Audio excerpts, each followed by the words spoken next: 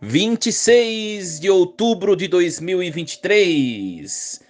Esta é a quinta-feira da 29ª semana do Tempo Comum. Em nome do Pai, do Filho e do Espírito Santo. Amém. Meus queridos filhos e filhas, muito bom dia.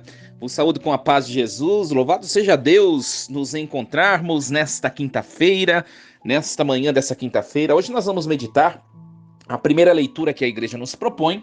Continuamos a reflexão do texto da carta aos Romanos.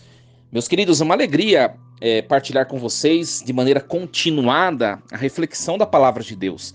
Isso nos enobrece, nos engrandece e também nos faz crescer no conhecimento da Escritura. Então, se você que tem acompanhado essas reflexões, geralmente tem acompanhado os textos da primeira leitura, né? Que são os textos que os padres de maneira muito mais reduzida abordam nas reflexões, que tem tantas reflexões por aí, geralmente os padres fazem do evangelho. Então, compartilhem, divulguem esse trabalho, mande para pessoas que são cristãs, católicas ou não, enfim. Então ajude esse trabalho, este momento de reflexão chegar a mais pessoas, para que as pessoas possam compreender e crescer na intimidade com a Escritura. Nós vamos acompanhar hoje o texto de Romanos, continuamos com a carta aos Romanos, hoje o capítulo 6, versículos do 19 ao 23. Irmãos, uso uma linguagem humana por causa da vossa limitação. Outrora, oferecestes vossos membros como escravos para servirem à impureza e à sempre crescente desordem moral. Pois bem, agora colocai vossos membros ao serviço da justiça, em vista da vossa santificação. Quando éreis escravos do pecado, estáveis livres em relação à justiça. Que fruto colhieis, então, de ações das quais hoje vos envergonhais? Pois o fim daquelas ações era a morte. Agora, porém, libertados do pecado e como escravos de Deus, frutificais para a santidade até a vida eterna, que é a meta final.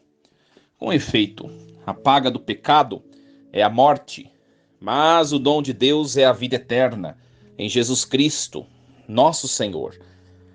Palavra do Senhor. Graças a Deus. Meus queridos filhos e filhas, nós continuamos com o texto de São Paulo aos Romanos, e tanto começamos ontem uma reflexão muito acirrada sobre a questão da vivência do estado de santidade. A nossa meta como cristãos, meus queridos, é viver de maneira constante, frequente, em estado de graça. Aliás, quando não estamos em estado de graça, nós nem devíamos nos aproximar do sacramento da Eucaristia, porque é o sacramento da comunhão. Ora, se estamos rompidos com a caridade que vem de Deus, nós não estamos em comunhão, então não podemos comungar. Primeiro precisamos buscar o sacramento da penitência. E hoje é a continuação dessa reflexão, né? São Paulo está tomando como ponto de partida, ele está considerando que nós já deixamos a vida de escravidão do pecado para trás.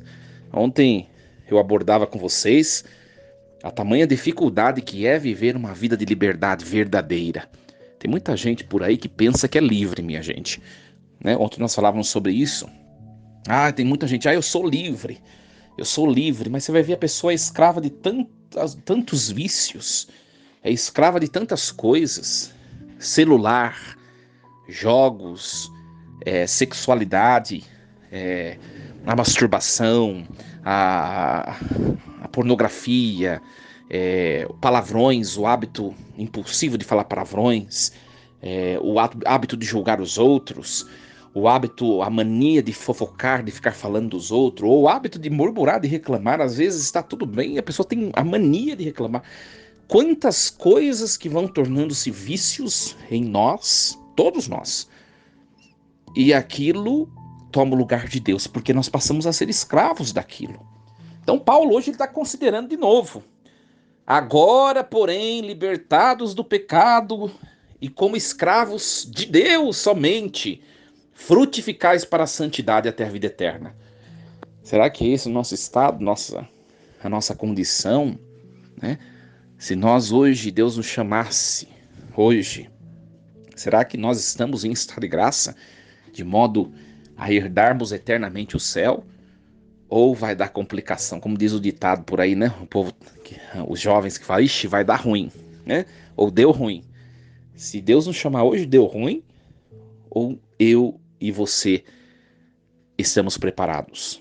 E estar preparado é estar com a alma em estado de graça, né? Sem pecado mortal, sem esses vícios, sem essas correntes que nos prendem. Ai, padre, é muito difícil. Pois é, por isso que a gente tem que buscar, né, o sacramento da penitência, né? Só que tem que fazer um uso do sacramento da penitência coerente. Tem gente que confessa toda semana e tomou o hábito de cair em pecado, pecar, confessar, pecar, confessar. Ora, não tem sentido isso também. É uma questão de levar a vida, né? E de ir crescendo a cada tempo, de tempos e tempos, você percebendo que você está amadurecendo, está crescendo. É esse o objetivo da vida sacramental. Não você se amarrar numa rotina sacramental e a questão do pecado que está sendo avaliada e você viver daquilo lá para todo sempre, né? O objetivo nosso, meus queridos, tem que ser nos desprender definitivamente das nossas culpas, das amarras do pecado. Aí, padre, mas é muito difícil, né? Tem gente que fala aí, mas é mesmo, quem disse que era de fácil? Por isso que de tempos em tempos, busque o sacramento da penitência e comece sua luta. O importante, minha gente, é não desistir de lutar, né? Outra coisa que a gente precisa aprender: pecado não é o que você acha que é pecado, pecado é o que Deus diz ser pecado, né? E o que Deus diz ser pecado? Ora, o que Deus diz ser pecado, você precisa consultar, estudar a moral católica. Eu preguei um retiro de casais no último fim de semana e eu entreguei para os casais um folder com uma lista completa de pecados graves, né? Atendi vários casais, mas não atendi todos, não. Será que todo mundo não cometeu nenhuma infração daquela que está naquela lista, né? É minha pergunta que eu sempre reflito, e reflito para mim também, né? A gente vai olhar aquela lista e fala, nossa, como é difícil de viver em estado de perfeição. Pois é mesmo. Por isso, Eucaristia, vida de oração, vida de penitência, senão a gente não consegue mesmo, minha gente, começando pelo padre. Não é fácil, mas a gente tem que, quando cai, retomar, ir amadurecendo, ir crescendo, não desanimar na vida espiritual. Tem gente que simplesmente desanima. E tem gente que quando desanima, larga tudo pra lá. Sabe a pessoa que para de ir na missa, que para, eu não sei o que, não vou mais também. Ora, não é assim que funciona. Não é assim que funciona, né? Você quer ir pro céu, você quer ficar no sofrimento eterno. Eu quero ir pro céu, né? Eu vou dizer uma coisa pra vocês, tomara que não escandalize ninguém, mas é pelo fato de eu querer ir pro céu que eu continuo também, porque senão eu já teria também desanimado na busca da santidade. Quão frágeis nós somos. Quantas vezes se confessa os mesmos delitos contra Deus e contra o próximo e contra nós mesmos? Quantas vezes? Quantas vezes a vontade cansa, desanima, ou às vezes você se envergonha de novamente ir se reconciliar com Deus pelo mesmo motivo. Ora, não vença esses sentimentos, porque pode ser esses sentimentos que são coações vindas do diabo para que a gente não volte para Deus, né? Quando uma vozinha diz assim, pare, desista, não vai dar certo, você vai cair novamente, larga tudo para lá, esse negócio de igreja, essa vozinha, eu tenho certeza que não vem de Deus, vem do diabo. Aí tem gente que fala, ai padre, nossa, você fala muito. Ora, minha gente, se não vem de Deus, de quem vem? De nós mesmos? Pode até ser, mas das nossas concupiscências, dos males que nós nos habituamos a cometer, e os males vêm do diabo e não de Deus. Então, não se surpreenda quando eu digo isso, né? Então, minha gente, arregaçar as mangas, não desanimemos na busca da santidade, tá? E ora, não é questão de moralismo, porque tudo quem cai no moralismo esconde coisas. É você e Deus. Veja o passo que você pode dar a mais no seu hoje. Veja, né? É claro que tem coisas que vai ser um desafio o resto da sua existência. Mas tem coisas que a gente já pode dar passo e deixar para trás. Tem coisas que a gente pode deixar para trás. Dê passos. Dê passos. Não fique escravo pro resto da vida de coisas que podem ser tão simples de você superar, né? Você vai chegar num ponto. A gente estuda, quando a gente estuda mística, né? Os teólogos místicos, Santa Teresa de Ávila, ou São João da Cruz, Santo Afonso Maria de Ligório e outros santos que falam da questão da santidade e faz uma reflexão sobre a questão moral. A gente vai percebendo, quando a gente lê esses textos, né? Santa Teresa, por exemplo, que fala das 7 moradas, a gente não consegue sair da primeira, porque a gente não consegue sair da escravidão do pecado. Primeira, sobe e desce, né? Na morada interior, né? Num castelo. Sobe e desce, aliás, entra e sai. Por quê? A gente é muito limitado, né? E esses santos, essas reflexões místicas nos falam o seguinte: a vida tem que ser uma vida de superações de apegos. E você vai chegar no ápice da sua existência aos apegos que são os apegos supremos, que é aquilo que Santo Tomás de Aquino chama de pecado raiz. Quando você chegar nessa, que é a brecha, aí você vai ver o quão é difícil de escolher Jesus, escolher por Jesus em vez do pecado. Pode ser que você já saiba isso, né? Qual a sua fragilidade, a sua fragilidade raiz. Então, tem tantas outras coisas em volta disso que você já poderia ir superando. A hora que chegar nisso, aí a luta é acirrada. A luta é acirrada. Todos nós, meus queridos, estamos na mesma condição, escravos do demônio e do pecado. Então nós precisamos ir dia após dia, ir lutando e vencendo, cai, levanta, até o último suspiro. E eu tenho plena certeza que no dia do juízo particular, Deus vai olhar para nós e de fato vai olhar o quanto nós nos esforçamos para buscar viver o projeto dele. O quão difícil foi, mas o quanto nós nos esforçamos. Tem gente que não se esforça o pingo, né? Eu não sei se vocês perceberam isso no meu jeito de ser sacerdote, só partilhando um pouquinho com vocês, né? Quando fala a questão do pecado, eu nunca fiquei apontando nas minhas pregações. Claro que hora ou outra a gente acaba porque alguns textos, algumas liturgias falam especificamente de algumas coisas, né?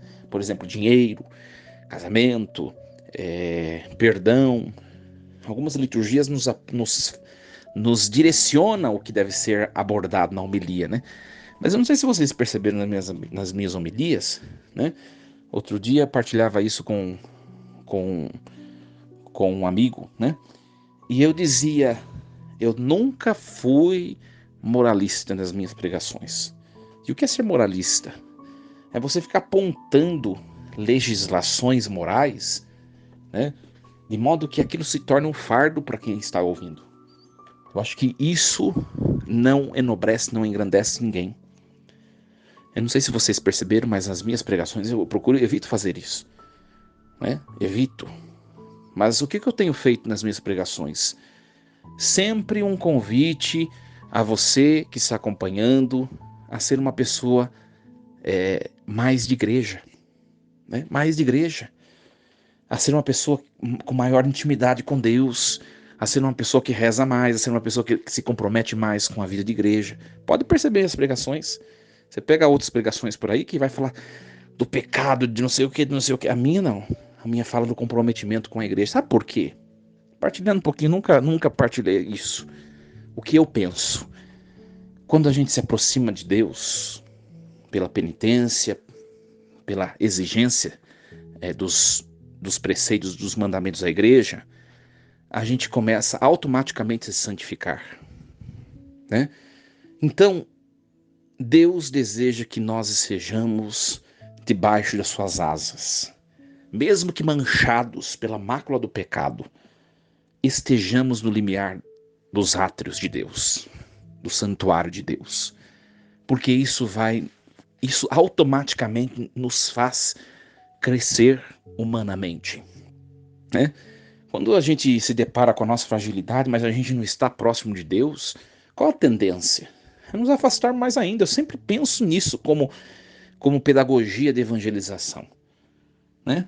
Inclusive quando você for abordar alguém que está tão distante de Jesus, não fique abordando a pessoa, denunciando as falhas, os erros da pessoa, os pecados da pessoa. Primeiro que você, eu, não somos ninguém para fazer isso, né? E a gente faz isso, viu? Por exemplo, a turma lá de casa, né? A turma lá de casa, não sei na sua casa como que é, né? Mas quando você vai convidar para ir na missa, tem que ir na missa, é pecado grave, não sei o quê.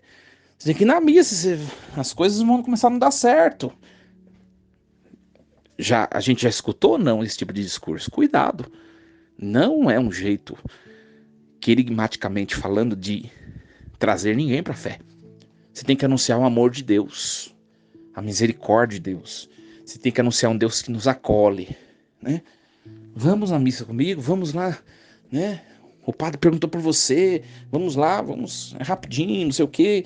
Aborda a pessoa vai depois ser flechada pela palavra de Deus na hora que Deus preparar o momento. Não eu e você. Então, meus queridos, que nós sejamos condescendentes com os outros, que são do mesmo barro que nós, frágeis, míseros e necessitados de Deus, e que nós tenhamos a hombridade de olhar para nós e ver o que precisa ser crescido, o que precisa ser aperfeiçoado, o que precisa ser amadurecido. E agora todos nós temos algo, todos nós, né? Se você se acha perfeito e acha que não tem nada para amadurecer em você, eu acabo de fazer você perceber uma coisa: você tem a humildade para ser amadurecida, porque você é uma pessoa soberba. Então que Deus nos ajude, lutemos contra aquilo que nos escraviza. Nós precisamos dar passos, minha gente. Não adianta ficar escutando a palavra de Deus e não sair da comunidade, dar passos. Seja um homem de fé, uma mulher de fé, se aproxime de Deus. Se você traz uma multidão de pecados que precisam ser reparados, se aproxime daquele que é o único que pode reparar, que é Jesus Cristo. Por isso que eu tenho sempre falado da vida de oração, missa, sacramentos. Deus é um Deus misericordioso. Força e coragem a todos vocês. Hoje, nessa quinta-feira, desejo um dia repleto da bênção da misericórdia de Deus, que é todo misericordioso, poderoso, amoroso para conosco. Em nome do Pai, do Filho e do Espírito Santo. Amém. E lembremos-nos sempre, Deus está no comando de tudo.